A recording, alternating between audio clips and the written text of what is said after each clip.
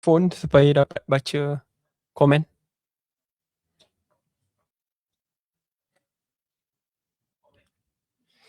How's the sound system is?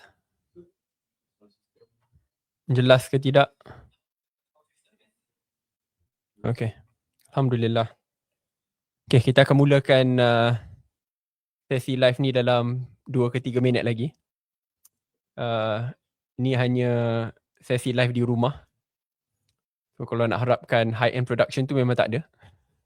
Cuma saya rasa apabila baca keseluruhan 211 muka surat laporan RCI tabung haji, saya rasa ada keperluan untuk diulas secepat mungkin dan supaya isu ni dapat dibangkitkan dalam persidangan Dewan Rakyat dalam tempoh terdekat. Cuma saya tak nak berbicara berseorangan bukan isu ni. So saya akan dapatkan sahabat saya untuk beri phone supaya saya dapat memberikan sebanyak respon dan reply kepada sahabat-sahabat. So teruskan memenuhi ruang komen dengan soalan-soalan kalian, soalan cepumas pun boleh diketengahkan supaya saya dapat jawab sebanyak mungkin. Dan saya akan jawab menggunakan kerangka laporan RCI ini yang telah pun dikeluarkan semalam. Tapi pada masa yang sama saya juga akan gunakan beberapa siri pertemuan dan perbahasan di dalam parlimen yang setelah pun timbul sejak tahun 2019 lagi, yang telah pun merentasi lebih 4 kerajaan dan Perdana Menteri yang berbeza supaya kita dapat pemahaman yang lebih menyeluruh, adil, tidak partisan semata-mata. Nanti saya akan terangkanlah. Cuma saya tahu ramai yang menonton pada malam ni juga mungkin nak memahami isu ini secara kompleks itu agak sukar. So saya akan cuba sebaik mungkin to simplify the version of the RCI report. Saya akan cuba memastikan supaya dapat difahami oleh semua. Saya akan cuba sebaik mungkin untuk mengelakkan penggunaan jargon-jargon. Contohnya, laporan ni banyak menggunakan terma accounting seperti RAV dan yang lain. I'll try my best to simplify it lah supaya penonton dan rakyat lebih memahami isu ini. Cuma fokus saya pada malam ini lebih kepada jalan penyelesaian bersama supaya apa yang kita pelajari daripada laporan RCI ini tidak akan berulang lagi. That should be the main focus. Sebab itu saya berharap isu ini akan dibentangkan di parlimen dalam tempoh terdekat supaya kita dapat jalan penyelesaian bipartisan demi masa depan Malaysia yang lebih baik dan untuk menjaga maruah nasib pendeposit tabung haji, tidak kira yang muda ataupun yang tua.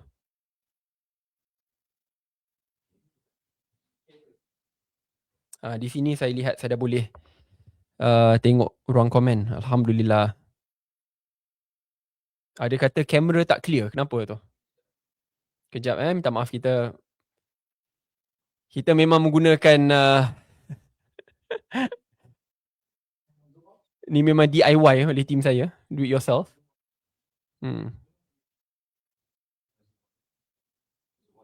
Rasa kamera dia kurang clear. Tak ada lighting. Ada lighting. Ni lighting beli daripada Shopee kot. Saya tak boleh guna perkataan tu, beli daripada apa? Rumah Oren. Cuba dekatkan. Kalau korang nampak setup ni memang sangat ringkas, mudah.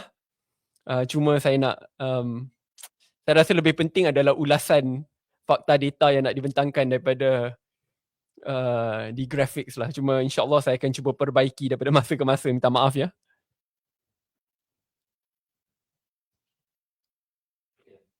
Is it better? Okay, yang paling penting semua boleh tonton dengan jelas lah. Di ruang TikTok sudah lebih 13,000 yang menonton. Kita juga sedang live di YouTube, di Facebook. Apa lagi? Mana lagi kita live? YouTube, Facebook dan TikTok. Okay, kita mula dalam apa kata Bella tersepit pula. Oh ya Allah, minta maaf. Mata memang ada di sini. Okay. Saya harap kawan-kawan yang sedang menonton boleh teruskan kongsikan pandangan di ruang komen. Saya akan baca semua ruang komen lah, tidak kira di YouTube, di Facebook ataupun di TikTok. Sambil saya mengulas. Pada masa yang sama tolong sharekanlah video ni supaya ditonton seluas mungkin, supaya kita dapat bersama memahami laporan RCI ni secara mendalam, sambil kita mengelakkan untuk menggunakan terma-terma yang agak sophisticated supaya kita semua faham dan dapat mendidik diri kita sedikit sebanyak, dan supaya kita dapat mendesak supaya perubahan daripada sudut dasar dapat berlaku, supaya kita dapat menjaga nasib tabung haji dan mereka ingin menunaikan haji dalam tempoh terdekat dan juga bagi jangka masa panjang. Baik, saya nak mulakan dulu. Sebelum saya mula ulas tentang laporan RCI ni, saya rasa penting untuk kita memahami latar belakang tabung haji ni. Perbincangan berkenaan tabung haji ataupun cara untuk menguruskan jemaah haji ni sudah bermula sejak tahun 1951, 1952, 1953. Maksudnya pra kemerdekaan pun isu ni telah dibincangkan dan juga telah pun dibahaskan secara mendalam. Tetapi pra kemerdekaan kita masih tiada lagi kerangka tabung haji yang menyeluruh. Itu lebih kepada ad hoc, bagaimana kita ingin menguruskan jemaah haji yang ingin menunaikan haji. Tetapi dalam kita membincangkan perkara tersebut, to institutionalize, untuk kita menginstitusikan proses jemaah haji ni melalui tabung haji, perbincangan yang lebih mendalam bermula pasca kemerdekaan dan dikepalai khususnya oleh tokoh ataupun negarawan yang kita hormati dan segani, iaitu the late Prof. Diraja Ungku Abdul Aziz. Saya rasa kita semua kenal figura ni, yang terkenal, tersohor, negarawan. Dan ia bermula dengan kertas putih ataupun solusi yang dicadangkan oleh beliau dalam in the 1960s, 1970s. Pada masa tersebut telah dicadangkan oleh beliau untuk kita menginstitusikan proses untuk menghantar rakyat Malaysia untuk menunaikan haji supaya lebih teratur, terurus dan khususnya menyelesaikan isu sosial di kalangan Melayu Islam. Dan perkara ini sangat penting. Kenapa saya nak tekankan berkenaan sejarah penubuhan tabung haji? Sebab untuk kita memahami masalah-masalahnya, kita juga perlu memahami sejarah di sebalik penubuhan tabung haji tersebut. Kerana pada peringkat awal, ya, apabila cadangan ini dikemukakan oleh Prof. Diraja Ungku Abdul Aziz, pada peringkat awal hanya ada dalam 1,300 pendeposit saja. Only 1,300 depositors, dan pendeposit utama ataupun pertama among the earliest pada masa tersebut adalah Prof. Diraja. He wanted to walk the talk untuk membuktikan bahawa modal ini boleh diuruskan, tetapi pada masa tersebut ia bukan merupakan modal ataupun solusi tunggal. Ada juga modal yang digunakan pakai di Pulau Pinang dan yang lain. So pada masa tersebut it was not consolidated, ya. Belum diintegrasikan secara menyeluruh. So there's still trial and error. So pada peringkat awal ada dalam 1,300 pendeposit, dan akhirnya pada hari ini kita sudah ada dalam 10 juta pendeposit, dan melalui modal yang berjaya ini kita telah pun berjaya menghantar lebih 1.5 juta rakyat Malaysia untuk menunaikan haji yang terurus, tertib dan baik. Tapi saya nak kongsikan dulu mengapa sistem integrasi ini berjaya dilakukan. What was the reason which led to that? Sebab kalau kita lihat di negara lain, contohnya di Singapura, modelnya berbeza. Jadi diuruskan oleh MUIS, dan MUIS bekerjasama dengan syarikat-syarikat swasta. Tapi di Malaysia, ia diuruskan oleh kerajaan melalui tabung haji yang mengintegrasikan segala perkhidmatan tabung haji daripada awal sampai habis, dan diintegrasikan sekali dengan sektor pelaburan, kadar dividen ataupun hibahnya, supaya ia diuruskan daripada umur yang muda, supaya bila sudah tua kita boleh menunaikan haji. So kita perlu faham what was the leading reason which led to that. Dan di sini I think we need to give great credit to the late Prof. Diraja. Sebab pada peringkat awal penubuhan tabung haji ini niatnya adalah sangat murni dan baik, iaitu untuk menyelesaikan isu sistemik sosial di kalangan orang Melayu Islam khususnya. Apa isu sistemik sosial ini? Kerana pada masa tersebut umat Islam semua tahu bahawa menunaikan haji ini adalah salah satu kewajipan jikalau kita mampu. Dan di Malaysia ni kadang-kadang walaupun kita terperangkap dalam kelas pertengahan atau kadang-kadang di B40 pun kita tetap sebaik mungkin selagi boleh kita nak menunaikan haji.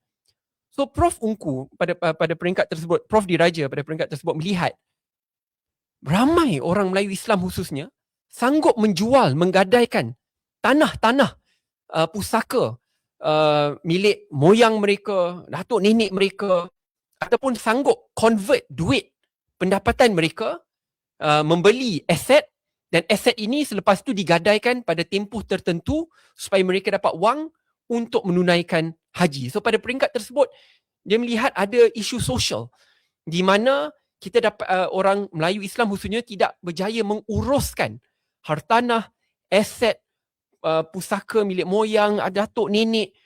Ada juga orang Melayu banyak yang akhirnya hanya menyimpan duit cash di bawah tilam yang akhirnya tidak membawa apa-apa hasil tambahan dari tahun ke tahun. That means dia tidak berbuah lah.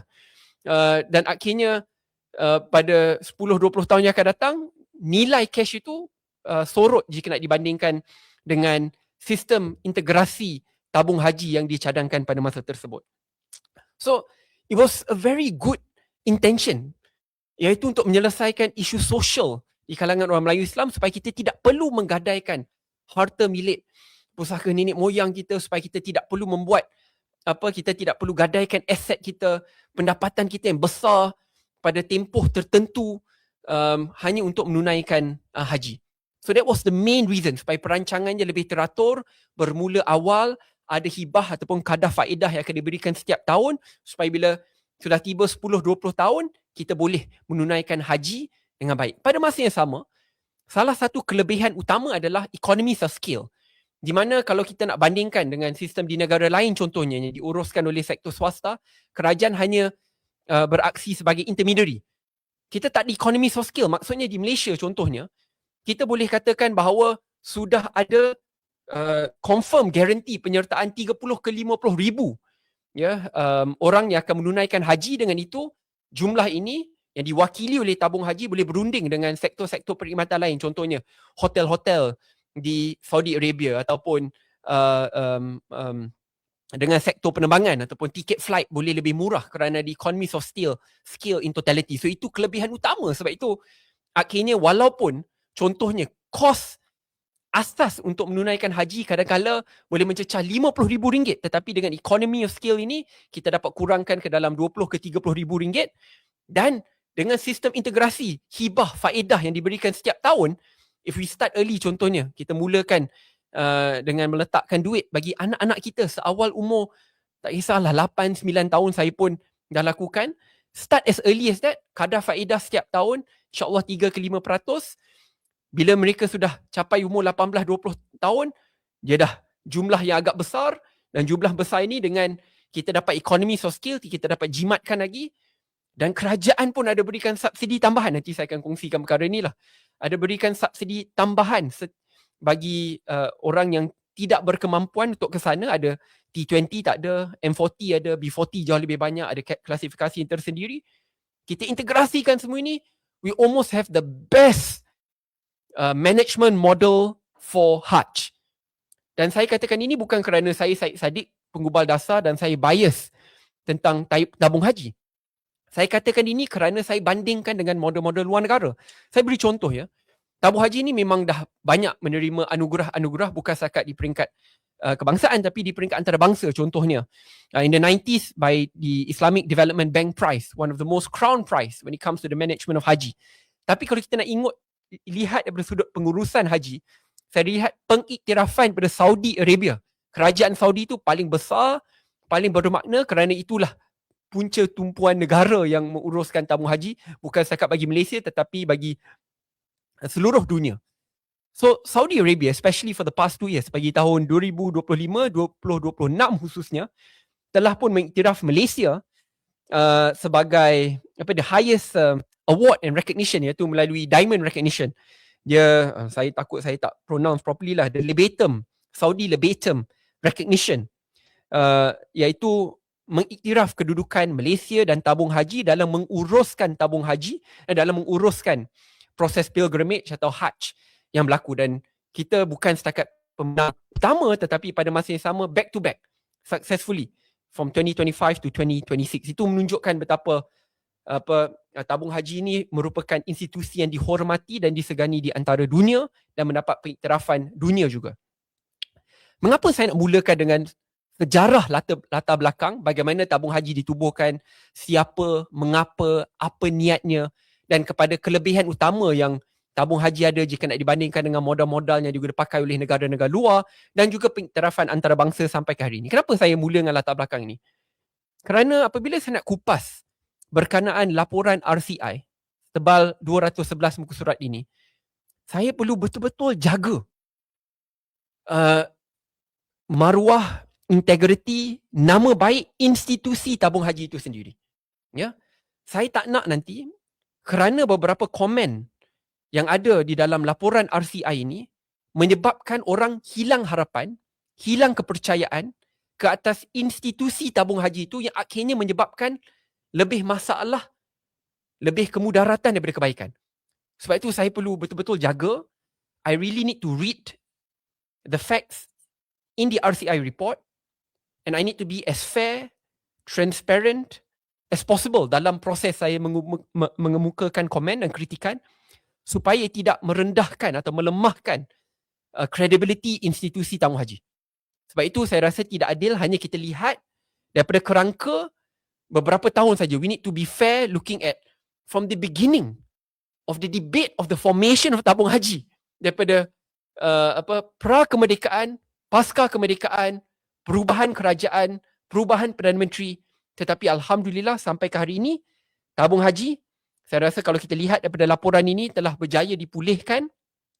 Pada masa yang sama bukan setakat telah berjaya dipulihkan, salah satu syur ataupun rekomendasi daripada RCI juga adalah untuk meneruskan plan pemulihan tabung haji yang telah dibentangkan pada tahun 2018-2019, yang telah pun melalui beberapa pertukaran kerajaan, daripada Kerajaan Pakatan Harapan ke Kerajaan Perikatan Nasional Barisan Nasional, selepas itu kepada Barisan Nasional Perikatan Nasional, dan pada hari ini di bawah pemerintahan Datuk Seri Anwar Ibrahim. So it has spanned 4 different governments, 4 different prime ministers, and alhamdulillah plan pemulihan itu bukan setakat berjaya, lebih 75% daripada cadangan-cadangan yang dikemukakan oleh laporan RCI ini telah pun dilaksanakan. Tapi pada masa yang sama, if you look and read the detailed report yang menunjukkan daripada sebelum ini lebih banyak kerugian, contohnya pada tahun 2017, hari ini kita telah move back. I think tabung haji is managing close to 100 billion ringgit of assets, tetapi pada hari ini kita lihat ada kelebihan, ada keuntungan, dan keuntungan itu dalam 3 to 4 billion ringgit. Akhirnya keuntungan inilah yang digunakan untuk membayar hibah ataupun dividen lah kepada jutaan rakyat Malaysia yang menabung dalam tabung haji. So saya nak establish that fact first. Kenapa saya establish this fact? Kenapa? Sebab kalau kalian baca laporan RCI ni, contohnya salah satu sebab Jabatan Audit Negara seperti tutup sebelah mata, and you should really read it up. Dan RCI report ni turut ada berikan kritikan kepada Jabatan Audit Negara. Why didn't you flag this up earlier? Dan salah satu sebab yang diberikan oleh pegawai dalam Jabatan Audit Negara, dia takut nanti akan ada bank run. Bank run ni maksudnya tiba-tiba ramai orang keluarkan duit mereka daripada tabung haji, nak kena menjejaskan credibility institusi tabung haji tersebut. So I'm being very careful with my words so that you understand. Sebab itu saya rasa salah satu sebab yang diberikan oleh kerajaan mengapa laporan ini hanya diterbitkan pada hari ini, kerana plan pemulihan tabung haji itu alhamdulillah pada hari ini telah dibuktikan berjaya, dan sekarang patut dibahaskan kerana risiko orang tiba-tiba bank run keluarkan duit mereka daripada tabung haji kini jauh lebih kecil dibandingkan dulu. Kalau orang lihat rupanya ada masalah besar di mana kerugian jauh lebih besar daripada total asset, net worth or value, tapi akhirnya apa yang diisytiharkan adalah ada keuntungan. Walhal kalau kita lihat laporan RCI ini tak ada keuntungan, kerugian yang ada. Cuma saya rasa dalam bab ini tak cukup lah untuk kita bincangkan hanya dalam sesi live. Saya memang harapkan bahawa akan ada sesi khas yang akan dibincangkan di Dewan Rakyat supaya the details, I always say the devil is in the details, boleh dibahaskan secara terbuka dan tindakan-tindakan susulan dapat diambil. So Itu latar belakang sedikit berkenaan sejarah penubuhan tabung haji, penggerak-penggerak awal, mengapa mereka lakukan perubahan daripada pra-kemerdekaan, pasca kemerdekaan, pada peringkat awal ia tidak melalui lembaga tabung haji 1953 to 1960s, 1960s to 1970s, sampai ke tahun 1995 di mana akhirnya adanya lembaga tabung haji ataupun akta spesifik to govern tabung haji. Dan kalau kita lihat daripada cadangan RCI ini, ada cadangan untuk meminda LTH ataupun akta which governs tabung haji today. Baik, now we go to the more juicy, meaty part of this report. Okay, saya dah mulakan dulu untuk menunjukkan bahawa sejarah penubuhannya, akhirnya kejayaan pemulihan, supaya korang jangan panik. Do not worry, we need to give trust, faith in tabung haji. Saya harap itu jelas. Sekarang kita pergi kepada masalah yang timbul dan apa yang dibincangkan secara mendalam dalam laporan RCI ini. Saya nak mulakan dulu untuk saudara-saudari fahami apa itu RCI dan mengapa ada RCI.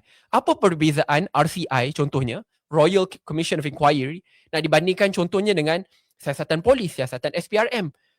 Kenapa nak ada RCI pula? Saya rasa penting untuk kita faham penubuhan RCI ini supaya kita dapat patahkan hujah-hujah dari mereka yang kata RCI ini mungkin bias, hanya untuk memihak kepada satu kerajaan, satu pemimpin politik, satu parti. Kerana uniknya RCI ini, kalau kita baca RCI ini, jika nak dibandingkan dengan RCI lain, is very different. Perbahasan untuk adakan RCI ini sudah bermula sejak tahun 2019 lagi. Dibahaskan secara terbuka di dalam parlimen, cadangan-cadangan yang datang daripada parlimen kerajaan dan juga pembangkang, dibincangkan juga di dalam kabinet. Tetapi RCI untuk diputuskan secara rasmi hanya bermula pada tahun 2020 dan 2021. Ada keputusan kabinet pada pertengahan tahun 2020 supaya kita menubuhkan RCI. Tapi pada masa tersebut mereka sedang bincangkan tentang the governance behind the RCI, apa kerangka yang ingin dibincangkan. Dan pada tahun 2021, pertengahan tahun 2021, masa tu dah tukar kerajaan, PNBN pula. Barulah kita menginstitusikan melalui keputusan kabinet keperluan RCI ini, tak silap pada bulan Mei atau bulan 6 tahun 2021, dan permulaan RCI ini pada akhir tahun 2021. Dan laporan dikeluarkan pada bulan 7, bulan 6 atau bulan 7 tahun 2022. Dan pada hari ini, laporan ini telah pun dinyah klasifikasikan, that means it has been declassified, dan insyaAllah akan dibentangkan di parlimen, iaitu pada tahun 2026. Mengapa saya kongsikan tentang kerangka masa RCI ini? Saya kongsikan kerangka masa RCI ini kerana ia menunjukkan bahawa RCI ini ataupun iltizam politik untuk adakan RCI ini merentasi kerajaan-kerajaan yang lain.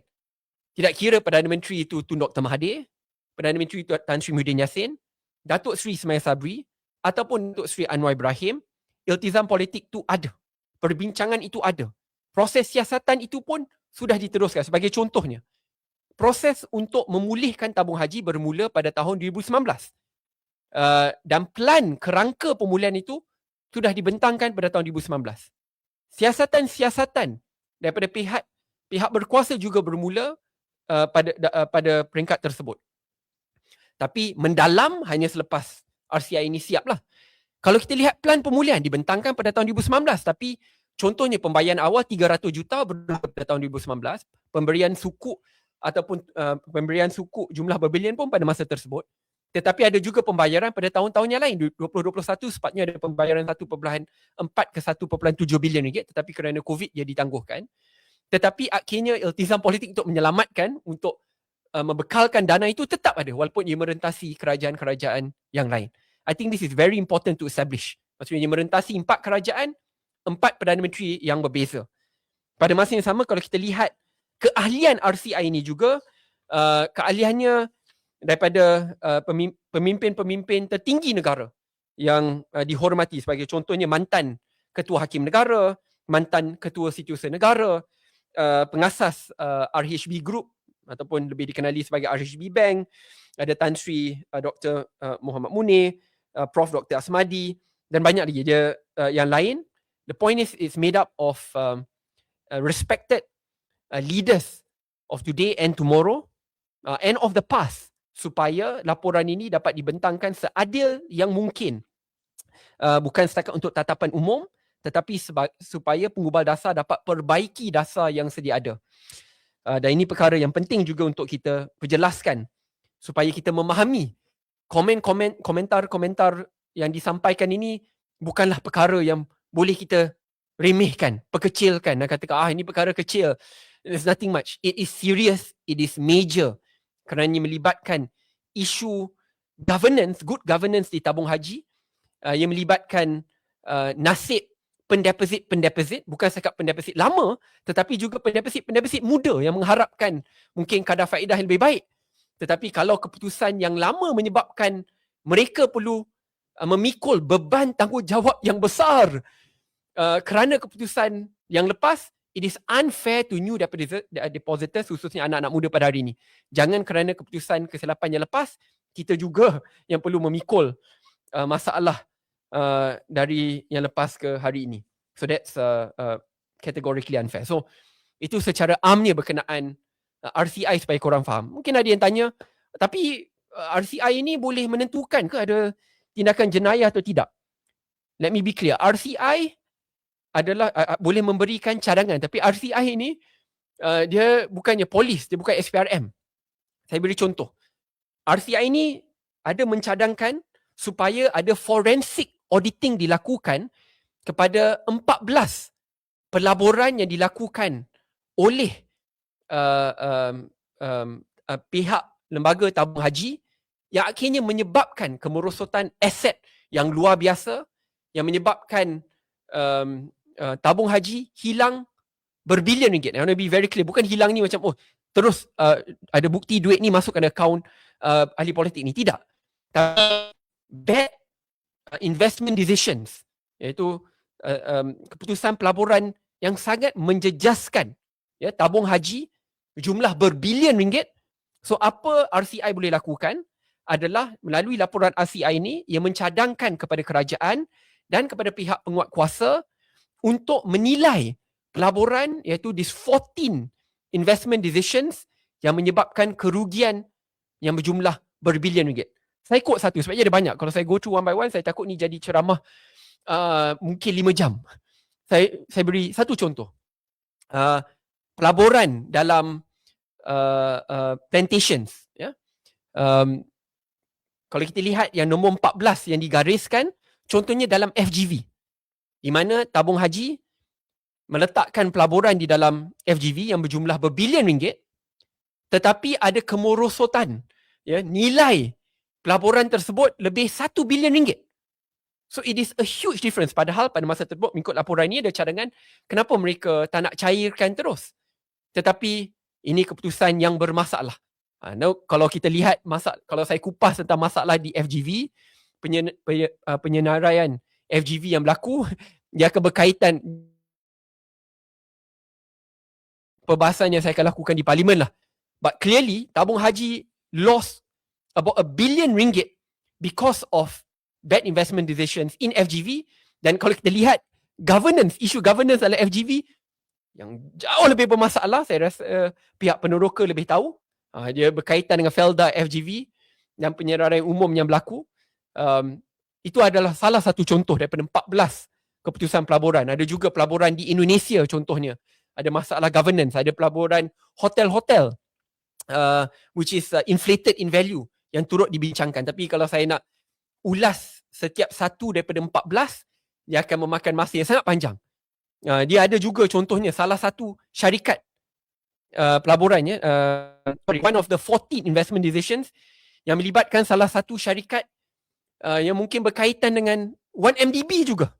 Tetapi to be fair on this matter, saya rasa saya mendesak, bukan sekadar rasa, saya mendesak pihak kerajaan, pihak polis, pihak SPRM untuk dedahkan keputusan siasatan dan supaya forensic auditing ini turut dilakukan.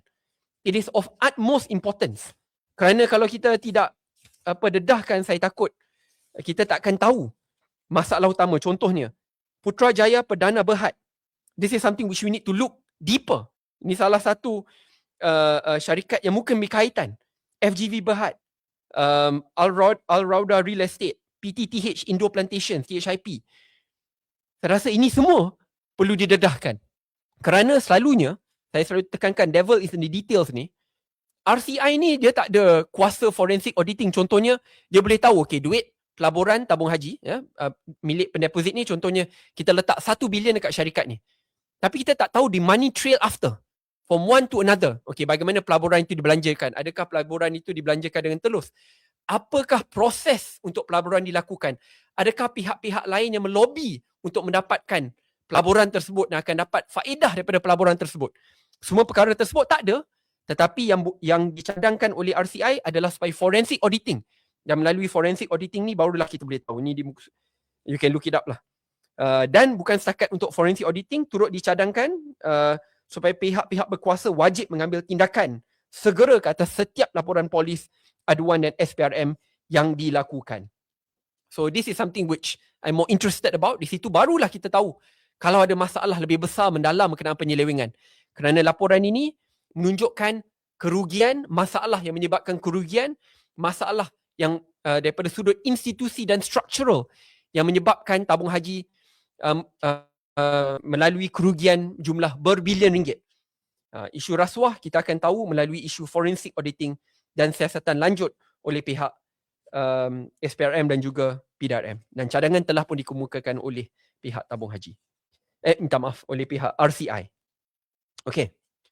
So sekarang kita pergi kepada some of the details yang saya rasa kita semua perlu tahu supaya kita memahami isu ni secara lebih mendalam. Sebab saya rasa kita perlu adil dalam kita membedah RCI ni. Kita tak boleh terus kata, oh RCI ni menunjukkan bahawa pemimpin politik A sakau berbilion ringgit. Tapi pada masa yang sama, laporan RCI ni tidak boleh membersihkan pemimpin politik A daripada masalah-masalah governance, struktural yang akhirnya menyebabkan tabung haji milik kita rugi berbilion ringgit. Pada masa sama ini, laporan ini turut tidak boleh membersihkan nama mereka yang katakan, oh tak ada rasuah penyelewengan kerana ada cadangan forensic auditing dan siasatan lanjut dilakukan. So we have to be fair on this matter. Laporan ini mengemukakan apakah punca-punca masalah daripada sudut institusi, keputusan yang dilakukan, ada juga melibatkan pemimpin-pemimpin politik yang menyebabkan kerugian, dan mengusulkan cadangan supaya forensic auditing dan siasatan ini dilakukan dan pindaan kepada LTH supaya akhirnya kesilapan yang lepas tidak berulang lagi, dan cadangan tambahan untuk meneruskan plan pemulihan tabung haji melalui salah satu badan ataupun I think is urus niaga sendiri Berhad, USS. Nanti saya pergi in detail lah. But this is a separate special purpose vehicle SPV yang ditubuhkan oleh kerajaan, Kementerian Kewangan untuk menyelamatkan aset-aset tabung haji ini. So cadangan-cadangan ini ada dikemukakan. Okay, so now let's go on the details. Dan di sini saya akan cuba ambil sebanyak jawapan yang mungkin lah. Sebanyak soalan yang mungkin. Kita mulakan dulu dengan persoalan utama. Apa yang menyebabkan kerugian jumlah berbilion yang dialami oleh tabung haji, tetapi sambil diisytiharkan ada kerugian berbilion ringgit, bagaimana pula secara tiba-tiba pada tahun-tahun yang sama, dividen diisytiharkan dalam jumlah yang agak besar, hibah. Saya kena guna terma yang spesifik kerana kadang-kadang ada orang yang tidak biasa dengan terma hibah, ada yang lebih biasa dengan terma dividen. So hibah lah dalam konteks tabung haji ini. Dividen bagi orang yang tidak memahami, khususnya mereka yang tidak beragama Islam. Dan bagaimana pula ada yang kata bahawa ada keuntungan 1.4 bilion pada tahun 2017, tetapi melalui laporan RCI ini yang telah bedah siasat secara dalam menunjukkan realitinya bukan keuntungan 1.4 bilion ringgit, tetapi yang ada adalah kerugian yang berjumlah 3.4 bilion ringgit. Dan sambil tabung haji melalui kerugian berjumlah 3.4 bilion ringgit, kerajaan pada masa tersebut dan pemimpin politik pada masa tersebut tetap membuat keputusan untuk memberikan dividen yang besar dan impaknya kepada tabung haji dan depositors pada hari ini. Penting untuk kita faham. Okay, kita mulakan dulu dengan memahami Saya akan cuba simplify sebaik mungkin sebab kalau tak dia agak rumit. I want to simplify it. First and foremost, yang membuat keputusan ini, kalau kita lihat laporan Suruhanjaya Siasatan Diraja ini, dia lihat daripada kerangka masa 2013, 14, 15 hingga ke tahun 2020, iaitu melangkaui pertukaran kerajaan dan kita dah masuk era pemulihan tabung haji dan pasca pemulihan. So kerangka ni sangat penting. Sebab untuk kita memahami keperluan untuk menyelamatkan tabung haji, kita juga perlu lihat apa masalah yang berlaku. Saya nak jawab satu isu yang saya rasa berlegar di social media pada hari ini. Dia kata, alah Sadiq, masalah tabung haji ni bukannya besar pun.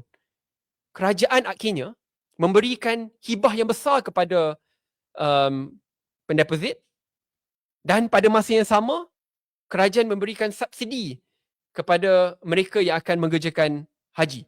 Itu benda baik, bukan buruk. Dan itu perkara yang patut kita raikan. Saya sangat takut dengan hujah ini.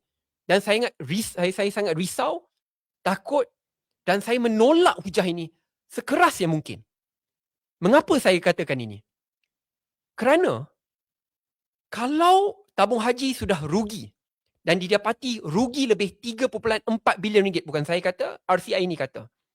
Tetapi apa yang diisytiharkan adalah untung 1.4 bilion ringgit, maksud ada julat 4.8 bilion ringgit. Maksud dia it doesn't mean tiba-tiba kita kasih hibah lebih, kita kasih subsidi lebih, masalah itu hilang. Duit tak ada jatuh daripada pokok, tak ada. You can't pluck money out from the tree. Ia bermaksud bahawa beban itu akan dipindahkan daripada tahun 2014, 2015, 16, 17 kepada pendeposit-pendeposit pada tahun-tahun yang akan datang. Sebab itu, akhirnya didapati melalui laporan ini juga, kerajaan perlu menyediakan tambahan dana 10 ke 17 bilion ringgit. Government must give loan melalui sukuk. Kerajaan give cash injection 500 million ringgit, 300 juta, 200 juta. Kerajaan perlu menubuhkan SPV, Special Purpose Vehicle, untuk meletakkan aset-aset tabung haji bermasalah ke dalam Special Purpose Vehicle ini, berikan sukuk, berikan bantuan, cash injection, 300 million, 200 million, 500 million, dan proses ini berterusan bagi 10 tahun yang akan datang. Yang perlu bayar siapa? Yang perlu bayar adalah pembayar cukai. Yang perlu bayar adalah kamu semua.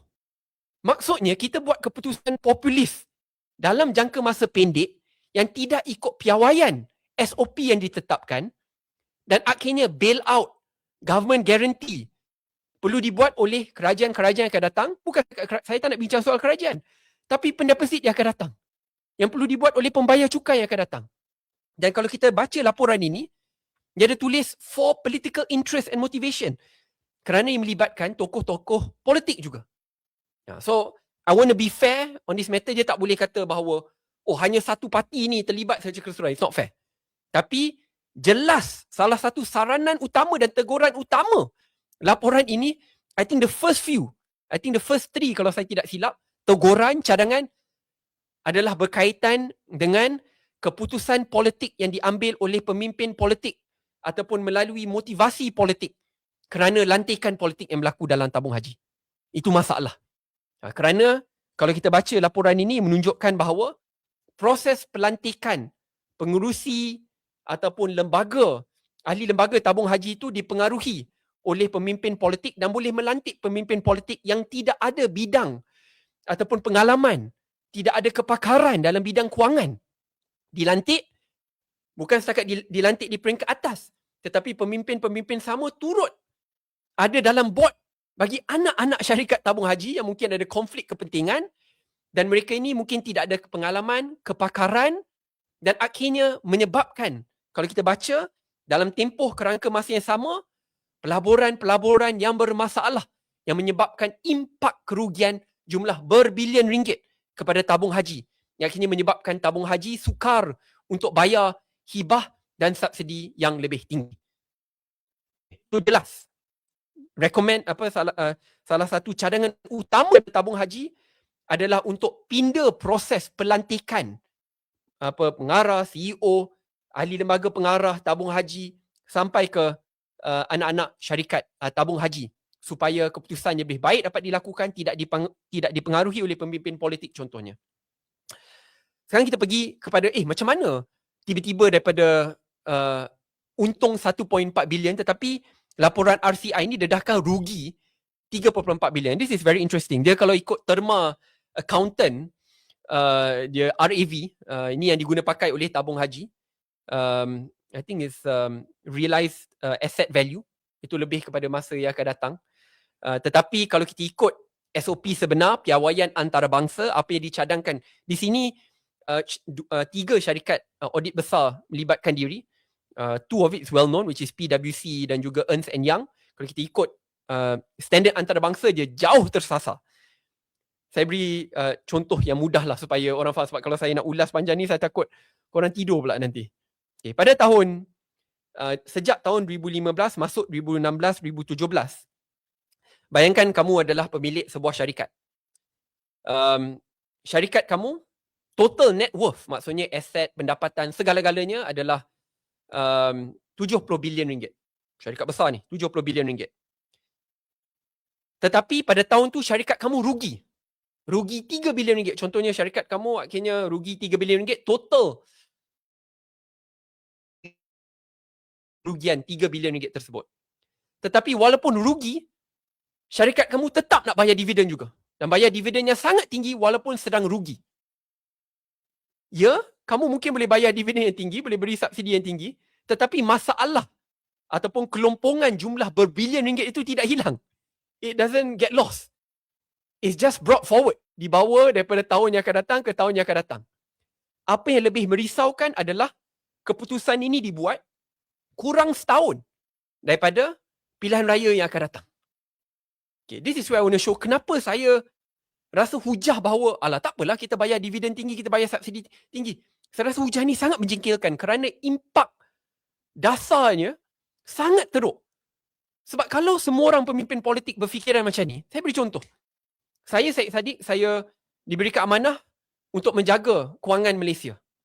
Saya tahu pilihan raya dah dekat, walaupun negara sedang melalui kerugian yang besar, kemerosotan ekonomi, saya tetap berbelanja dengan mewah, berbilion ringgit, tetapi kelompongan daripada pinjaman, daripada kemerosotan ekonomi itu masih kekal.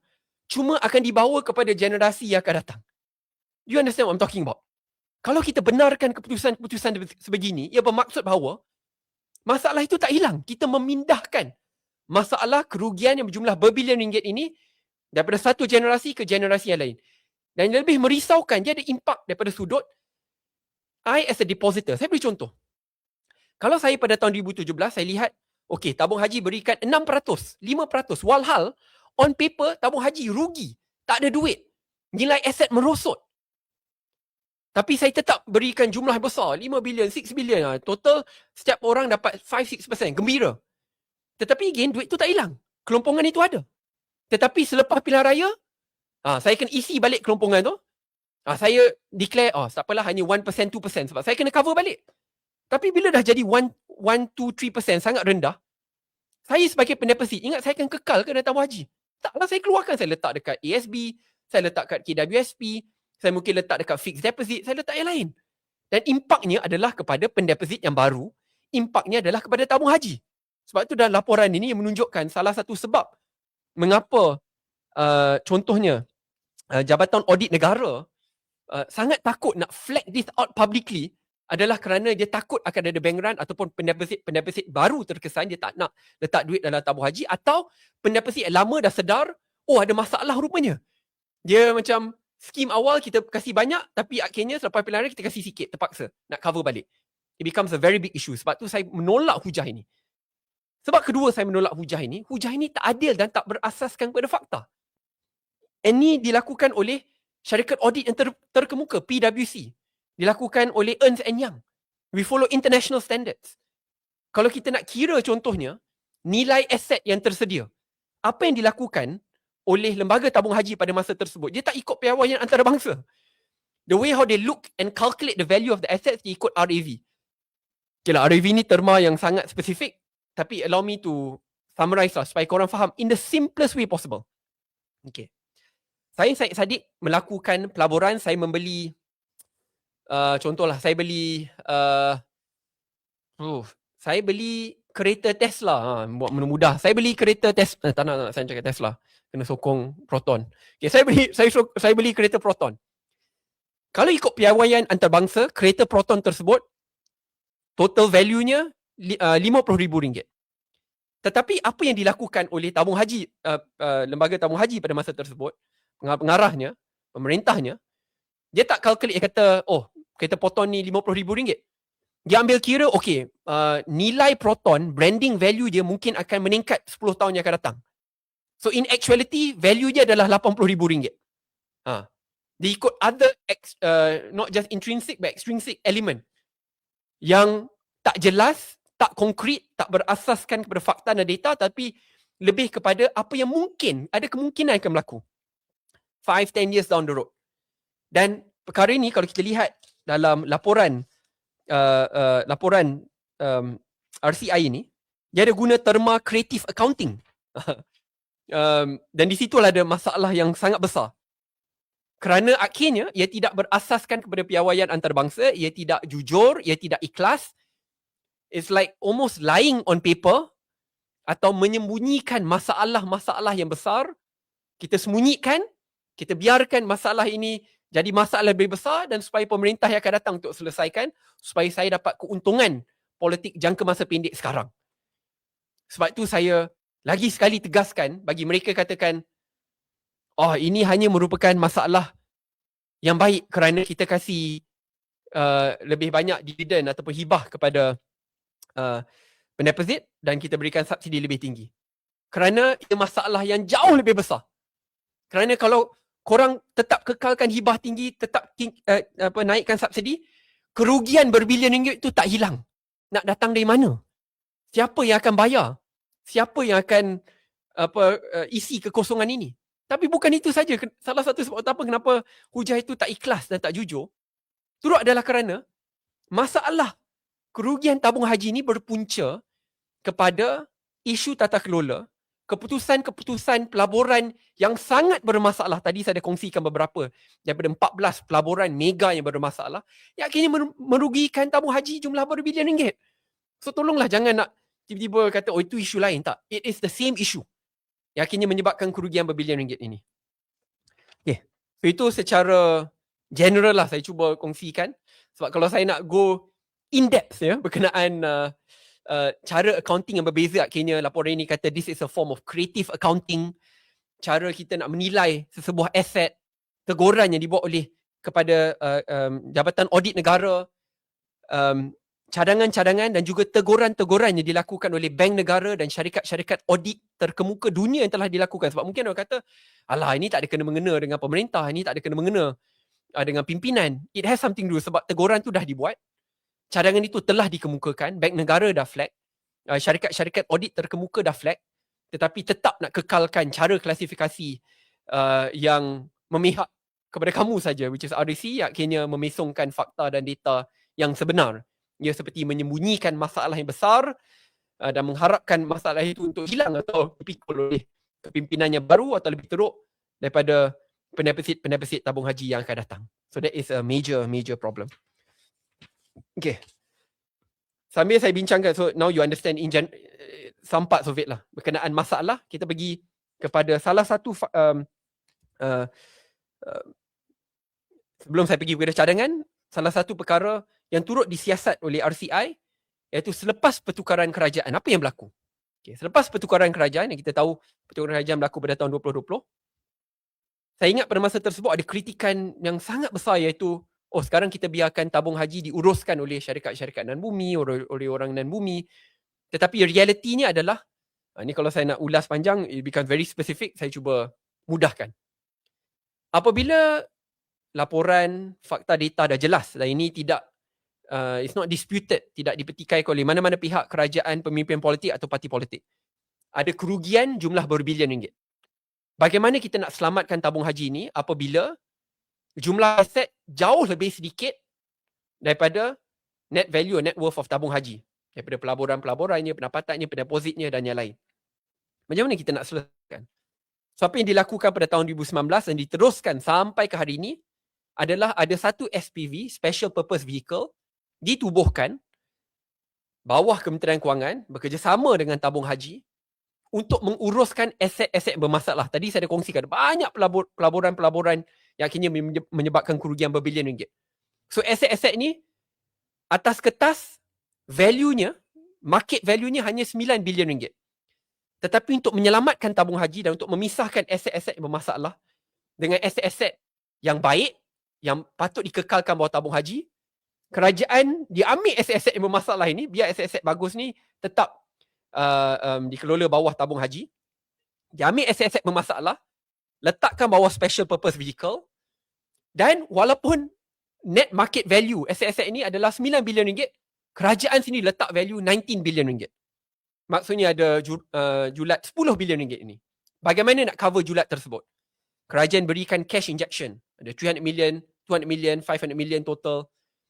Kerajaan turut perlu memberikan injection dalam 1.7 bilion ringgit setahun untuk menyelamatkan tabung haji. Ada penerbitan sukuk untuk memastikan bahawa in time aset-aset bermasalah ini dapat dipulihkan sepenuhnya dan aset-aset yang merupakan golden goose of tabung haji dikekalkan dan supaya tidak ada masalah, supaya pelabur-pelabur tidak lari, supaya pendeposit tidak lari. And so that on paper tabung haji is in the white and in the clear. So itu jelas. Masa tu saya ingat ada orang pertikaikan kata oh ni masalah. Sekarang kita dah tukar kerajaan berkali-kali, dah tukar Perdana Menteri berkali-kali. Kalau kita lihat laporan tabung haji ini, salah satu cadangan utama adalah untuk meneruskan plan pemulihan yang telah pun diusulkan sejak tahun 2019 lagi. That is very clear. Tapi kreditnya saya tak nak hanya berikan kepada 2019 walaupun saya berada dalam kabinet lah. We have to be fair to all prime ministers and all governments kerana suntikan dana itu turut dibuat pada tahun 2020, 2021. Tetap diteruskan walaupun kita dah tukar Menteri Agama 4 kali. Cuma ni teguran dan nasihat saya lah kepada sahabat-sahabat. Khususnya saya lihat bila saya baca di social media ni, saya sangat risau. Bila saya lihat sahabat-sahabat di Barisan Nasional, dia seperti meraihkan apa yang berlaku. Bukan meraihkan laporan RCI, dia meraihkan kesilapan dia lepas. Padahal you should take credit bahawa mantan Perdana Menteri iaitu Datuk Seri Ismail Sabri pun meneruskan plan pemulihan tabung haji. Turut mengakui masalah yang dilalui oleh tabung haji, kerugian berbilion ringgit ini. Ya, dan laporan RCI ini diterbitkan sebelum pilihan raya tu pada bulan 6, bulan 7, 2022. So 3 ke 4 bulan sebelum pilihan raya. So, tapi janganlah kata macam tak ada masalah. Atau masalah tu tak ada kena-mengena dengan kerugian berbilion ringgit. Atau ini hanya berkenaan kerajaan nak tolong makcik-pakcik yang ada akaun tabung haji. Macam korang hilangkan masalah berbilion ringgit, rugi-rugi ini, keputusan politik yang menyebabkan kerugian berbilion ringgit ini, keperluan supaya kerajaan dah tukar berkali-kali perlu, saya tak nak guna terma bail out lah, tapi perlu menyelamatkan tabung haji dengan memberikan suntikan dana cash, terbitkan suku, ambil loan, perlu berikan 1.7 billion almost every year untuk menyelamatkan. Akan ada pembayaran lagi sekali pada tahun 2029 bila suku tu dah bila the next suku payment tu is due. So tolonglah, do not simplify it sampai ke tahap di mana kita meraihkan benda bermasalah. Kerana kalau kita meraihkan benda yang bermasalah, saya takut pemimpin politik muda pada masa akan datang buat benda sama. Oh, ni dulu ada masalah. Kita rugi berbilion ringgit, kita sembunyikan, kita declare je dividen tinggi. Selepas pilihan raya, kita cuba pulihkan, kita bail out, ambil duit dari sini sana, naikkan cukai sini sana, supaya akhirnya kita dapat bail out tabung haji. Dan kita buat benda sama. Dekat pilihan raya, kita declare tinggi. Selepas pilihan raya, kita buat benda lain. Atau lebih teruk, kita ambil tanggungan kerugian berbilion ringgit ni, kita letak di atas bahu generasi yang akan datang, anak muda untuk pikul beban tanggungjawab ini. Because let's face it, bila dah rugi berbilion ringgit ni, bukan kerugian itu hilang. Tidak. 2017, bila julat 4.8 bilion ringgit itu berlaku, yang perlu menampung itu adalah generasi yang akan datang. Pendeposit baru. Atau pendeposit lama contohnya, sebelum ni saya boleh dapat 6%, tapi selepas ni hanya 1 ke 2%. Makcik-pakcik kadang-kadang dia tak tahu.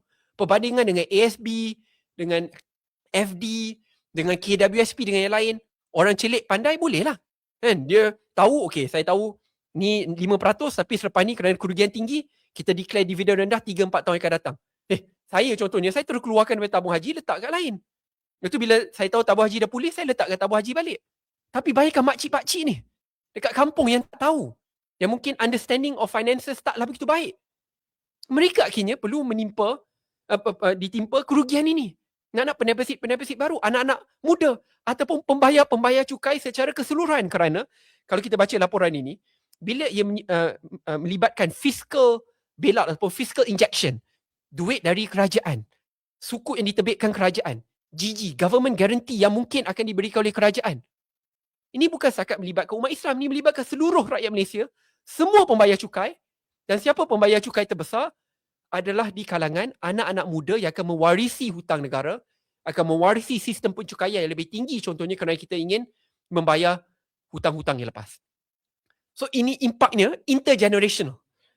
So teguran, nasihat saya kepada kawan-kawan, kalau kamu nak pertahankan contoh hujah, laporan RCI ini tak ada pun katakan bahawa pemimpin ABC sakau. Itu saya faham, itu okey. Sentimen politik tu saya terima kerana memang dalam laporan ini tak kata pemimpin politik A sakau berbilion ringgit. Tak ada. Yang ada adalah kerugian berjumlah berbilion ringgit. Kerugian yang disebabkan oleh pemimpin yang tak ada pengalaman, kepakaran diletakkan di situ yang membuat keputusan pelaburan yang menyebabkan kerugian berbilion ringgit. Tabung RCI ini tak ada mengatakan pemimpin tu masuk duit akaunnya, tak ada. Itu saya okey. Tetapi janganlah kata keputusan yang akhirnya menyebabkan kerugian berbilion ringgit ini yang perlu yang perlu dipikul oleh generasi baru, itu adalah keputusan yang baik. Come on. We have to be fair, we have to be transparent. Jangan meraihkan benda yang tidak betul. Kerana kalau kita meraihkan benda ni, apa message sedang kita hantar kepada pemimpin-pemimpin politik muda, kepada rakyat di luar sana? Message-nya sangat bermasalah. Tak apa. Kita buat keputusan yang populis pada hari ini supaya liability dipikul oleh generasi yang akan datang. Popularity pada hari ini, liability pada masa yang akan datang. So we have to be very clear on this matter.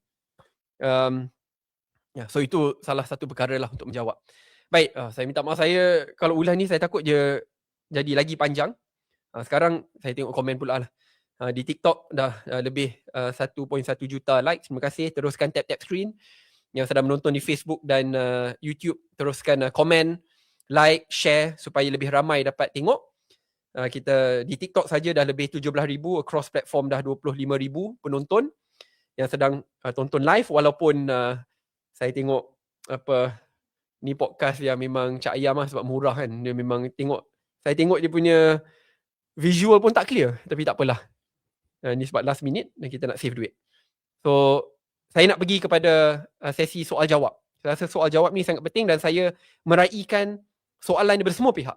Penyokong BN, penyokong PN, penyokong PH. Saya muda so kecil saja. Cuma saya nak cuba jawab seadil yang mungkin sebagai penggubal dasar yang akan membahaskan isu ini di Parlimen dan akan fokus kepada jalan penyelesaian.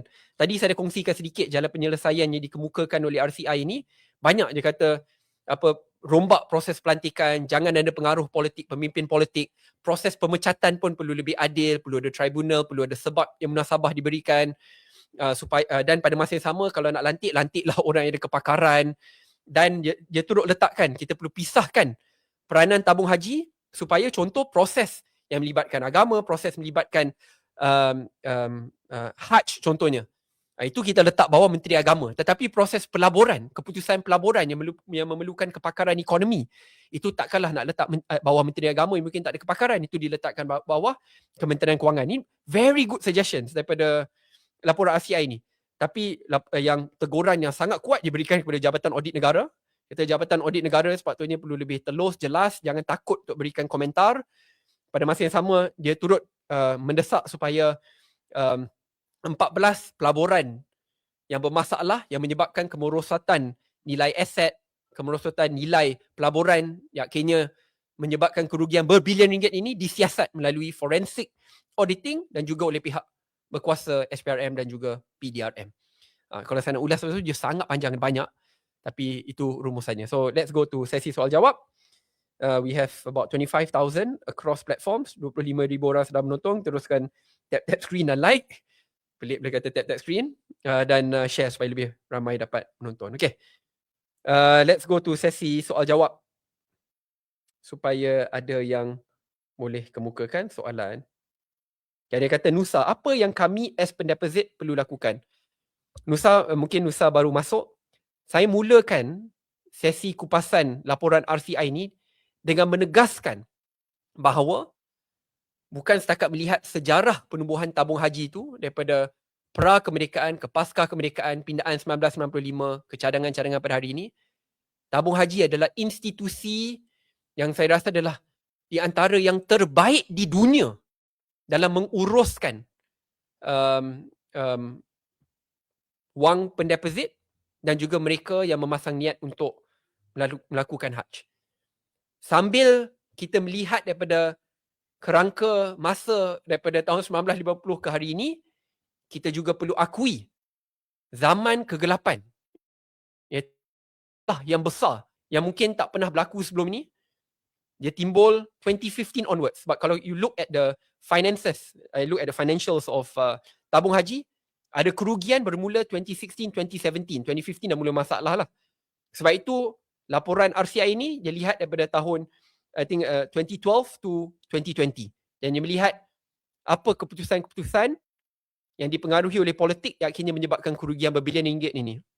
Adakah kerugian ini akan menyebabkan masalah besar? Tidak, kerana plan pemulihan telah pun dibentangkan dan dipersetujui daripada satu kerajaan ke kerajaan. Kita dah tukar Perdana Menteri kerajaan berkali-kali, tapi apa kerajaan lakukan, dia letak cash injection, 300 million, 200 million, 500 million.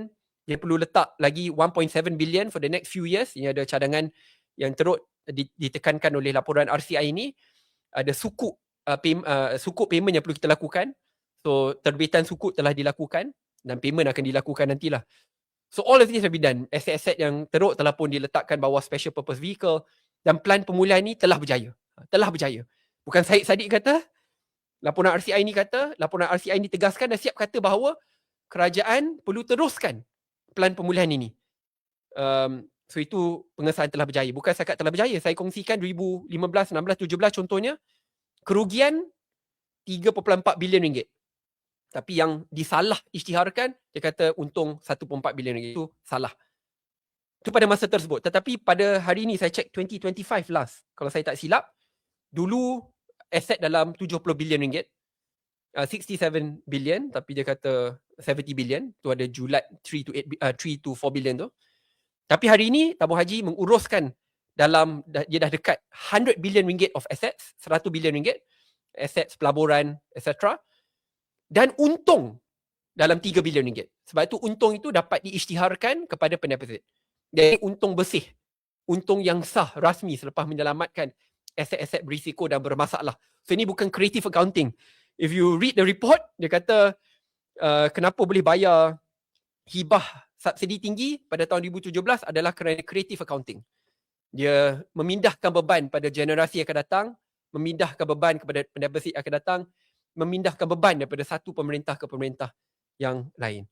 Dan dia tidak ikut piawaian antarabangsa lah. So itu rumusannya lah. Okey, apa lagi soalan? Tolong terus kongsikan.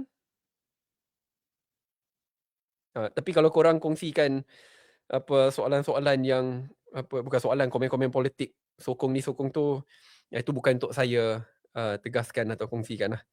I want to be fair supaya semua faham apa yang berlaku. Dan kalau kita, the only part yang I caution clearly, jangan meraihkan zaman kegelapan dan kesilapan. Jangan meraihkan. Sebab merentasi Perdana Menteri, 4 Perdana Menteri, merentasi 4 pemerintah, tak kira PNBN, BNPN, PH, lepas tu PH yang kedua, semua bersetuju bahawa kerugian itu berlaku, jumlahnya berbilion ringgit, beban itu perlu dibawa kepada generasi yang akan datang. So itu jelas. Sebab itu saya nak membidas mereka yang mempertahankan zaman kegelapan ini. Tak masuk akal. Ya, tapi sambil ini zaman kegelapan yang perlu diiktiraf, saya turut perlu jadi adil kepada mereka. Tak ada dalam laporan ini katakan bahawa songlap berbilion ringgit yang pergi kepada akaun parti politik, pemimpin politik ni. Tak ada. Yang ada adalah cadangan SURE untuk siasat 14 pelaburan yang bermasalah Dan salah satu punca pelaburan bermasalah adalah kerana keputusan ataupun pengaruh politik yang berlaku dalam lingkungan masa tersebut. Itu ada melibatkan.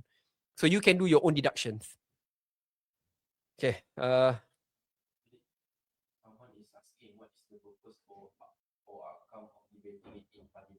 Okay, diorang tanya apa outcome yang kita mahukan apabila kita bahaskan ni di Parlimen. Sebab saya katakan ni sangat penting untuk dibahaskan di Parlimen dan bukan setakat di TikTok. Parlimen ni adalah institusi terbaik untuk mencari solusi bipartisan supaya era kegelapan dapat ditinggalkan ke belakang dan kita masuk ke zaman pemulihan, dan bukan setakat zaman pemulihan yang akan diteruskan dan dilaksanakan, tetapi supaya it act as a reminder, peringatan kepada kepimpinan-kepimpinan yang akan datang supaya tidak lagi melakukan keputusan populis sementara yang mengundang liability yang besar bagi generasi yang akan datang. That is very important.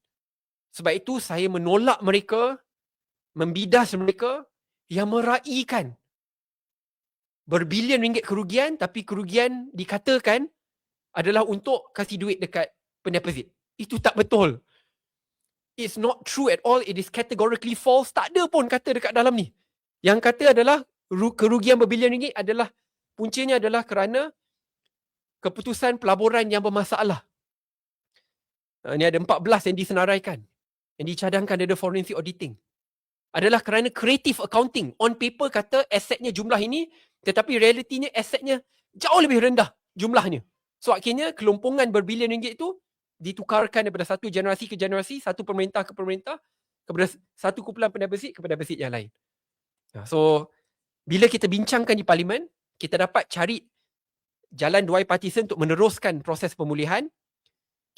Dia ada juga turut di sini, dia mendesak kerajaan untuk meneruskan pelan pemulihan dan untuk berikan suntikan dana 1.7 bilion ringgit tersebut.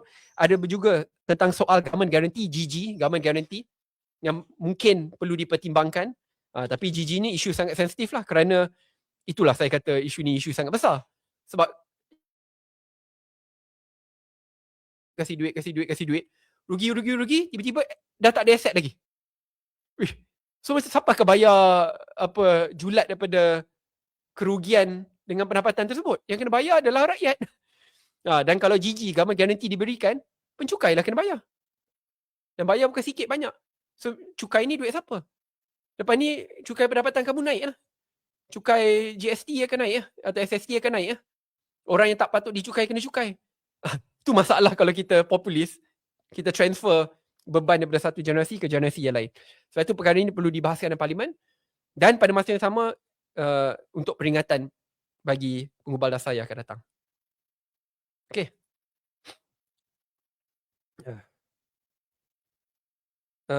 Ada lagi soalan-soalan? Saya tengah cuba jawab sebanyak yang mungkin. Ada berkenaan apa berkenaan bonus 13 bulan ini. Ini ada diperincikan. Ini lagi satu masalah untuk menarik balik bonus tersebut. Can you imagine? I mean, I put it this way. Kamu merupakan CEO syarikat. Dan pada tahun tersebut, syarikat kamu rugi berbilion ringgit. Dan kerugian tersebut turut disebabkan oleh keputusan yang kamu lakukan sebagai CEO. Tetapi, walaupun pemegang-pemegang saham yang lain ni semua sedang merana sakit, kamu declare bonus untuk orang-orang kamu 13 bulan. Mana orang tak marah? Mana orang tak marah? Segelintir pihak mendapat keuntungan yang luar biasa, yang akhirnya menyebabkan orang lain perlu menanggung beban keputusan tersebut. Bukan setakat untuk membayar bonus kamu yang luar biasa, tetapi untuk membayar semula kerugian yang berpunca daripada keputusan dan pengaruh politik kamu. I will not stop there. Kalau kamu baca laporan ini secara teliti, ia turut kongsikan bahawa ada sekumpulan pihak yang tak ikut SOP ataupun prosedur untuk declare bonus. So, ini bukan bonus di kalangan kaki tangan saja tau. Ni di kalangan kumpulan tertinggi. So, dia tak ikut SOP. Dia declare bonus tinggi, dia dapat manfaatnya. Padahal dia tak boleh pun buat perkara tersebut dan tak ikut tata cara yang sah. Ini pun ada cadangan tambahan yang dibuat oleh laporan siasatan, tarik balik bonus tersebut. Saya setuju dengan cadangan tersebut dan saya rasa ia patut dikuatkuasakan. Okay, ada lagi soalan? Ada yang kata akan ada pendakwaan ke tidak?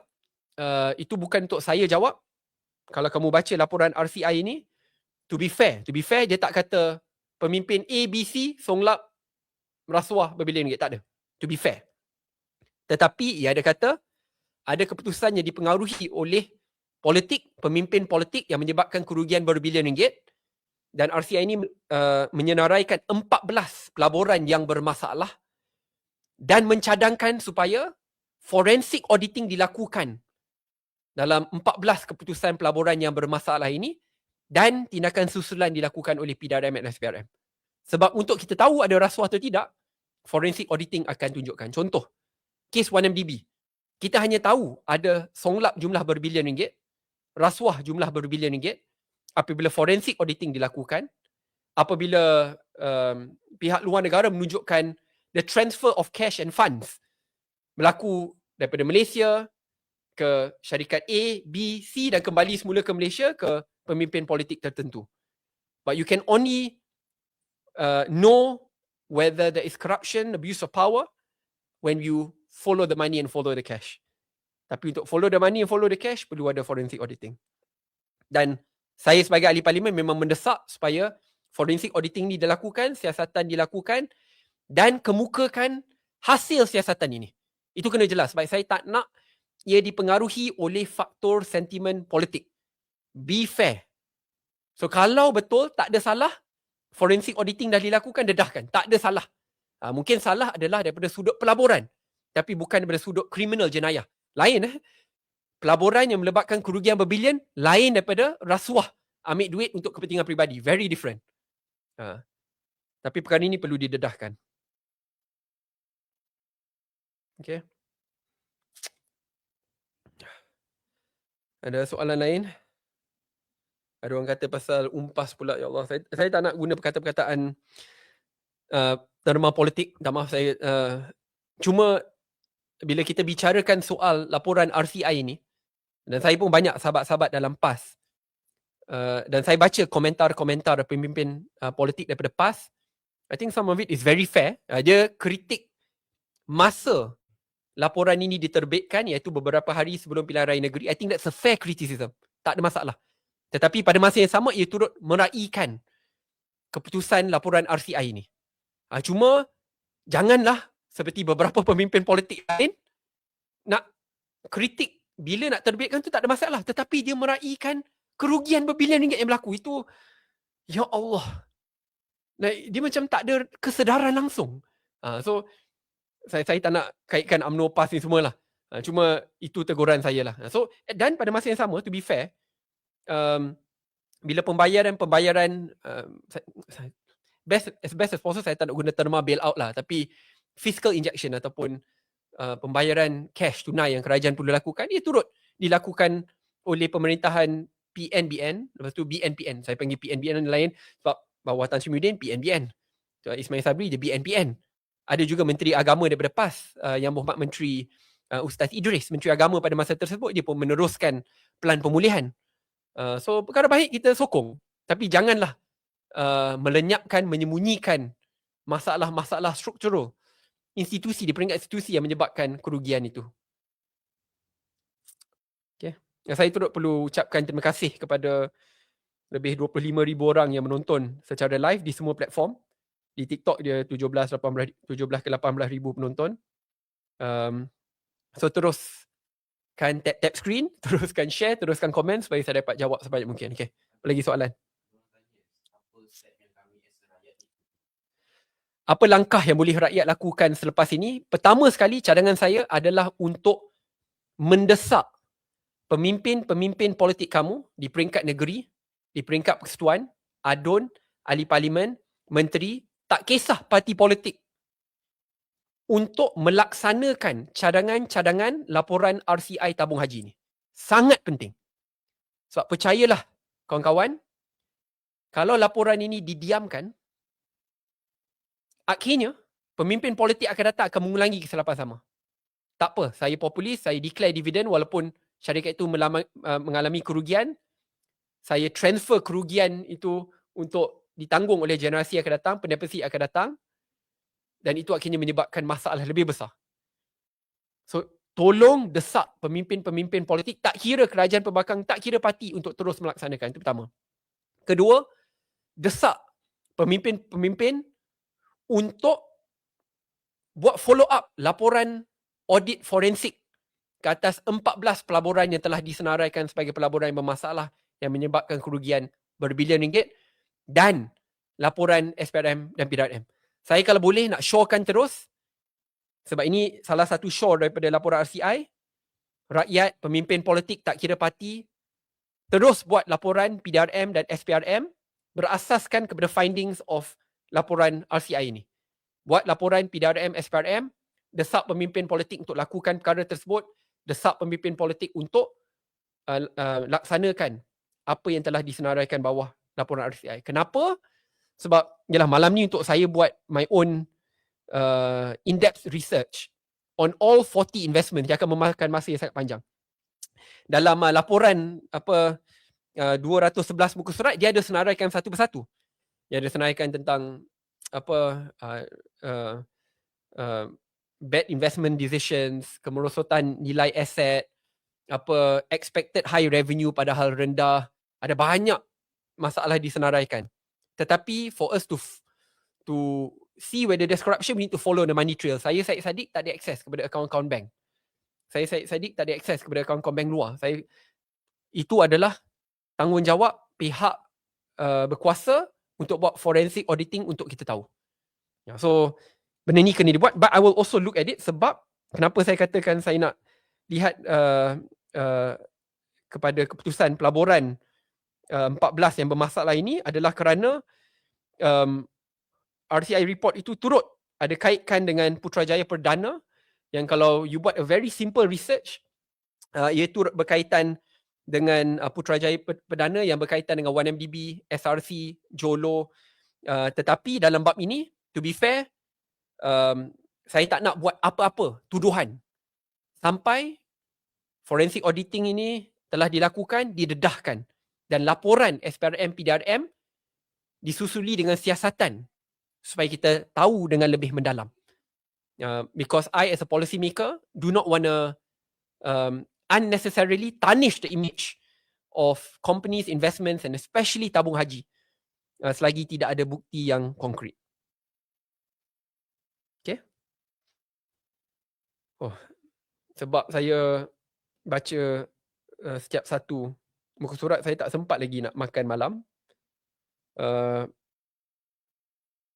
Mungkin lepas ni saya makan malam lah. Cuma saya akan ambil beberapa soalan lagi lah. SPRM belum siasat ke? Saya tidak pasti. Kerana sampai ke hari ini kita belum ada dengar apa-apa. Tapi selalunya siasatan disusuli selepas laporan dinyah klasifikasi kan. Tetapi sepatutnya dilakukan lebih awal lah. Dan sepatutnya those who were together forming this RCI report patut dah lakukan laporan polis ataupun SPRM untuk tindakan susulan dilakukan. Tapi kalau tidak, saya Syed Saddiq sebagai ahli parlimen mengsyorkan PDRM, SPRM untuk buat siasatan forensic audit seperti yang disyorkan oleh laporan RCI ini. Follow the money trail, and that's where we know the culprits. Ini kata, bolehkah ambil bonus tinggi sewaktu TH dalam satu masalah? Sebab tu dalam laporan ni dia kata tak boleh. Dia tak ikut SOP, dia tidak ikut piawaian. Sampai dalam laporan ini dia turut mencadangkan supaya bonus tu ditarik semula. I do not know how they're going to do it, but itu salah satu cadangan laporan RCI ini. Sebab that's not right lah. Jadi bermasalah kerana keputusan kamu, siap tulis mungkin dipengaruhi oleh politik, keputusan politik, nak bila dia setahun sebelum pilihan raya. Tetapi kamu dengan pihak kamu je yang mendapat bonus 13 bulan, jumlah juta-juta ringgit, tetapi rakyat yang kena beban, yang dibebankan dengan pembayaran lebih 10 bilion ringgit yang perlu dilakukan selepas ini. Ada yang kata rukun Islam yang kelima mengerjakan haji. bukan mengerjakan tabung haji, ya Allah. Abah 666 ni. Saya setuju. Cuma sambil saya mengulas tentang isu ni, lagi sekali saya nak tekankan, jangan kita merendahkan kebolehan institusi tabung haji secara keseluruhan. Ada zaman kegelapannya yang boleh kita perbaiki, boleh kita pelajari, perbaiki untuk masa yang akan datang. Tetapi sebagai institusi tabung haji, it is the gold standard of Hajj management, not just in Malaysia but in the world. Dan kita perlu memelihara legasi Prof. Diraja Tunku Abdul Aziz.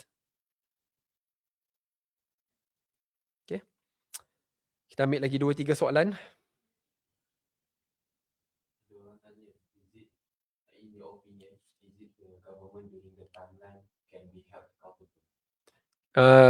Can the government in that timeline be held accountable? Yes, they should be held accountable. They should be held accountable sebab tu tadi saya kongsikan juga. Walaupun tempoh zaman kegelapan kerugian itu berlaku pada tempoh tersebut dan telah dibahaskan secara panjang dalam laporan ini, but to be fair juga, sebab tu saya berharap, itulah ada, I'm trying my best tak nak namakan pemimpin politik daripada parti ABC. Janganlah nak mempertahankan zaman kegelapan itu kerana pemimpin politik daripada parti sama turut mengakui kerugian itu berlaku, masalah itu berlaku, siap melakukan laporan tabung haji ini pada tahun 2022 dan bawah zaman tersebutlah laporan tabung haji ni, laporan RCI ni siap right before elections. So you can actually take credit, tapi take credit for the good things lah, jangan take credit for the bad things. Take credit yang korang berani untuk mengubah daripada zaman kegelapan ke zaman yang baik. Dan korang tak takut untuk sembunyikan. Tapi janganlah mempertahankan keputusan yang menyebabkan kerugian berbilion ringgit tersebut yang menyebabkan zaman pemulihan itu diperlukan. Ya. Tak maaf, saya tak nak I do not want this to be hyper partisan. Tapi at the same time, I have to give credit to the government of the day kerana menyah klasifikasikan laporan tabung haji ni. Saya faham sentimen masa itu. Kenapa hanya dinyah klasifikasikan beberapa hari sebelum pilihan raya, itu kerajaan perlu jawab. Cuma pada masa yang sama, kalau kita nak bincang sudut masa nak nyah klasifikasikan, soalan sama pun perlu kita tanyakan kepada pemimpin-pemimpin politik terdahulu. Contohnya, kalau kita tengok laporan ni siap pada bulan 6, bulan 7 tahun 2022. So saya boleh tanya soalan sama, kenapa tak nak dedahkan pada tahun 2022? Adakah ia kerana terlalu dekat dengan pilihan raya? I can ask the same thing. So akhirnya tempoh pendedahan ini boleh dibahaskan, and I think it's a fair evaluation and debate, tetapi akan kena kat hidung sendirilah. Kalau kamu tuduh sekarang, dulu pun orang boleh kata, kamu tak nak dedahkan keputusan RCI ni sebab terlalu dekat dengan pilihan raya, dan pada masa tu mungkin orang Melayu Islam akan sedar bahawa kerugian itu perlu dipikul oleh generasi yang akan datang dan oleh pembayar cukai. So that question boleh kena hidung sendirilah, so you have to be fair. But at the same time, if I were you, I'll take credit. Saya kata at least kita berani buat dan sekarang kita dedahkan. Itu jalan yang terbaik lah. Okay, Allah minta maaf. Saya rasa dah berapa lama? Sejam setengah saya ulas. Pada peringkat awal, saya hanya nak ulas 30 minit. Tapi saya rasa isu ni agak mustahil nak ulas dalam 30 minit, dan I will not be doing justice to the depositors, kepada mereka yang memasang niat untuk mengerjakan haji, dan kepada pihak tabung haji, tidak kira daripada kerajaan mana pun. Sebab tu saya perlu ulas sebaik mungkin supaya it is fair, just and transparent. Saya nak akhiri sesi ini dengan satu cadangan bipartisan. Cadangan saya adalah supaya kita adakan satu sidang khas di Parlimen dalam tempoh terdekat, supaya isu ini dapat dibahaskan secara spesifik dan detail A to Z. Pada masa yang sama, sebelum sidang Parlimen tersebut, kita ada laporan lanjut berkenaan siasatan SPRM dan PDRM, dan juga forensic auditing. Dah lakukan ataupun tidak? Kalau dah, dedahkan. Kalau belum, lakukan secepat mungkin. Selepas itu, cadangan saya, selepas sesi perbahasan di Parlimen itu sudah tamat, kita kemukakan usul bipartisan yang disokong oleh semua pihak. untuk mengangkat cadangan-cadangan yang dikemukakan RCA ini dan terus laksanakan 100% to give credit to the government of the day. Dah dilaksanakan 75%. Tapi banyak lagi belum. Contohnya, kriteria untuk memastikan bahawa mereka yang betul-betul layak ada pengalaman dalam sektor korporat ataupun kepakaran dalam bidang ini untuk to head tabung haji. Bukan pemimpin politik yang tak ada pengalaman membuat keputusan politik yang menyebabkan kerugian berbilion ringgit. Cadangan supaya memisahkan peranan Menteri Agama dan juga Menteri Kewangan, dan tolonglah jangan main politik ataupun faktor perkauman dalam bab ni. I mean, it's easily understood. Menteri Agama mungkin tak ada kepakaran dalam bidang pelaburan dan dah flag kat sini. Sebab saya syak nanti mesti boleh jadi faktor agama macam dulu kan. Dia jadi isu, kita biar orang bukan Islam, bukan Bumiputra to govern it. Come on lah. Sekarang laporan ini dah sahkan bahawa peran pemulihan itu berjaya. Ikut SOP, tak ada masalah. Kerana ingat, siasatan tabung haji ni bukan tamat pada 2019. Dia diteruskan selepas itu. Dan saya baca Kabinet pun setuju untuk nak luaskan lagi kerangka. Luaskanlah. But let's be fair on this issue. Saya tak nak jadi isu perkauman. Sebab kita perlu selamatkan tabung haji kerana tabung haji ni milik rakyat Malaysia. Khususnya mereka yang memasang niat untuk mengerjakan ibadah haji. So kalau kita dapat solusi dua partisan ini, ia akan menghantar isyarat kepada pemimpin politik yang akan datang, myself, pemimpin politik muda, daripada UMNO, daripada PAS, supaya tidak mengulangi kesilapan yang lepas. We need to acknowledge, kita perlu iktiraf ini zaman kegelapan. Berbilion ringgit rugi, berbilion ringgit tu dipindahkan kepada generasi yang akan datang untuk selamatkan. Kita perlu guna duit pembayar cukai, kita perlu ambil loan, kita perlu terbitkan sukuk, kita perlu tak cash injection jumlah 1.7 billion ringgit a year supaya tabung haji dapat dipulihkan. Alhamdulillah, sekarang aset tabung haji dah nak cecah 100 billion dan on paper and in real asset dia dah nak mencecah 100 billion ringgit dan adalah keuntungan 3 billion ringgit. Ini daripada ingat zaman saya kongsikan tadi, di mana kita perlu pisahkan aset-aset bermasalah. Padahal market value dia 10 billion, kerajaan terpaksa letak valuation of 19 billion ringgit ada julat, tapi kerajaan akan cuba bantu untuk memastikan bahawa aset bermasalah dapat diselamatkan. Alhamdulillah hari ini berbuah hasilnya. So kalau dapat keputusan dua partisan ni, saya rasa baik untuk Malaysia dan baik untuk semua parti dan baik untuk generasi yang akan datang supaya kita belajar daripada yang lepas, tidak mengulangi kesilapan yang sama. So itu daripada saya. Saya lagi sekali memohon maaf kalau saya tak dapat ulas sedalam yang mungkin kerana it's not easy to summarize 211 pages in 90 minutes. Saya akan ulas lagi di dalam parlimen jikalau diberikan peluang. Saya turut berharap laporan polis dan SPRM akan dilakukan, forensic auditing akan dilakukan, syarikat audit yang dibuat pun bukan lagi bawah Jabatan Audit Negara semata-mata. Salah satu cadangan laporan RCI ini adalah untuk tidak bergantung harap kepada Jabatan Audit Negara semata-mata, tetapi untuk bekerjasama dengan syarikat audit, firma audit antarabangsa. Dan di sini dia bekerjasama dengan 3 lah, tapi 2 yang I mention is PricewaterhouseCoopers dan juga Ernst & Young. Dia ada one more RB. So we learn from the past to move forward for the future.